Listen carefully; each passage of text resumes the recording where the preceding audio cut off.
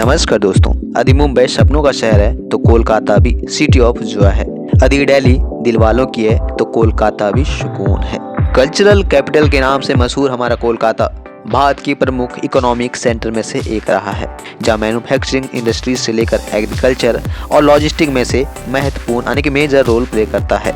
हालांकि शहर पिछले कुछ सालों से कई सारे सेक्टर्स में फिसड्डी साबित होती जा रही है और इसीलिए करंट गवर्नमेंट कोलकाता को एक नई दिशा देने के लिए कई सारे महत्वपूर्ण परियोजनाओं को शुरू करने का काम कर रही है।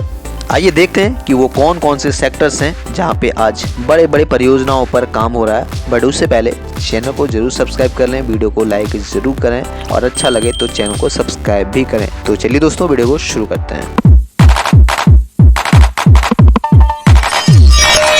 Fintech city financial and commercial centre के तर्ज पर विकसित हो रहा फिनटेक सिटी, जो बेसिकली न्यू टाउन के नाम से भी मशहूर है। यहाँ तेजी से होता इन्वेस्टमेंट आज एक सेंट्रल बिजनेस डिस्ट्रिक्ट का रूप ले रहा है। मुंबई में स्थित बांद्रा कुर्ला कॉम्प्लेक्स से इंस्पायर्ड होकर 2010 में इस न्यू टाउन का आधारशिला रखा गया था। हालांकि इसकी प्लानिंग 1999 से ही शुरू हो गई थी, बट 2011 में जैसे ही ममता बनर्जी जी की सरकार बनी, 2012 में फिर से आधारशिला रखा गया। हालांकि 4-5 सालों तक ज्यादा कुछ हुआ नहीं, बट 2016 में यहाँ कई सारे बड़े बड़े इन्वेस्टमेंट शुरू हुए और देखते ही देखते ये राजा रहाट का एरिया एक फाइनेंशियल डिस्ट्रिक्ट के रूप में उभरने लगा। अब कभी न्यू टाउन जाएंगे तो आपको देखकर काफी हैरानी होगी, क्योंकि पिछले कुछ वर्षों में ही यह पूरा एरिया बहुत ही तेजी से विकसित हुआ है, जहाँ पे वर्ल्ड क्लास इंफ्रास्ट्रक्चर के साथ साथ कई सारे फिनटेक ऑफिसेस यहाँ पे अवेलेबल हैं और कई सारे तो आज की डेट में अंडर कंस्ट्रक्शन भी है।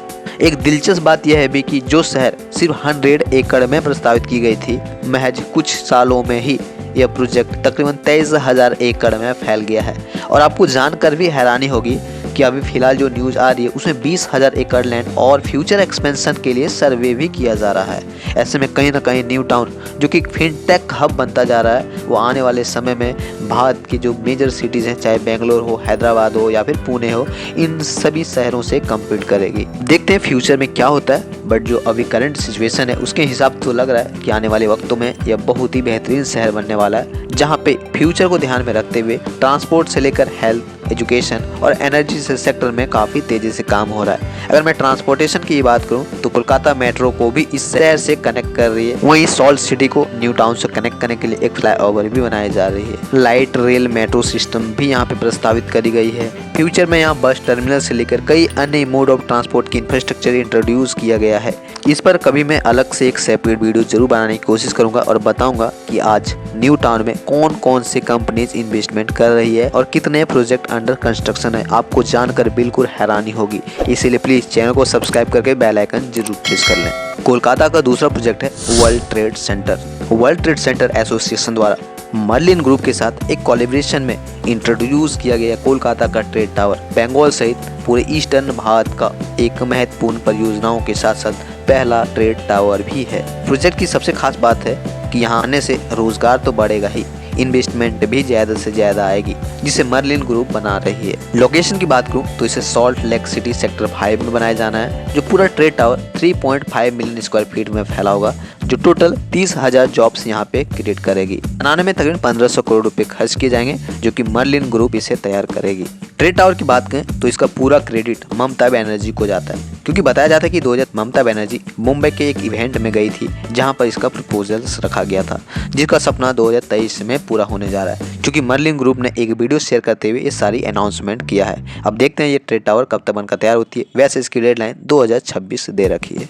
कोलकाता की तीसरी प्रोजेक्ट है multi modal logistic park project. Kolkata ports में बंगाल की पहली लॉजिस्टिक पार्क के रूप में इंट्रोड्यूस हुआ यह multi modal logistic park Kolkata के लिए एक महत्वपूर्ण परियोजना है, जिसे नियरली 60 एकड़ में यह पूरा लॉजिस्टिक पार्क को बनाया जाना है। टेंडर रिलीज कर दी गई है, देखते हैं कब तक बनकर तैयार होता है। वैसे मैं बताना चाहूँगा कोलकाता पोर्ट, जिसे श्याम प्रसाद मुखर्जी पोर्ट भी कहा जाता है, जल्द ही वर्ल्ड क्लास मॉडर्न पोर्ट के रूप में तैयार तो होगा ही, इसके आसपास रिवर फ्रंट के रूप में भी प्रस्तावित है, जो कि आने वाले वक्त में बेहतर तरीके से वर्ल्ड क्लास एमिनिटीज के साथ इस पूरे रीजन को विकसित किया जाएगा, जो कि एक टूरिस्ट प्लेस के रूप में एक टूरिज्म को अट्रैक्ट करने के लिए प्रस्तावित करी गई है।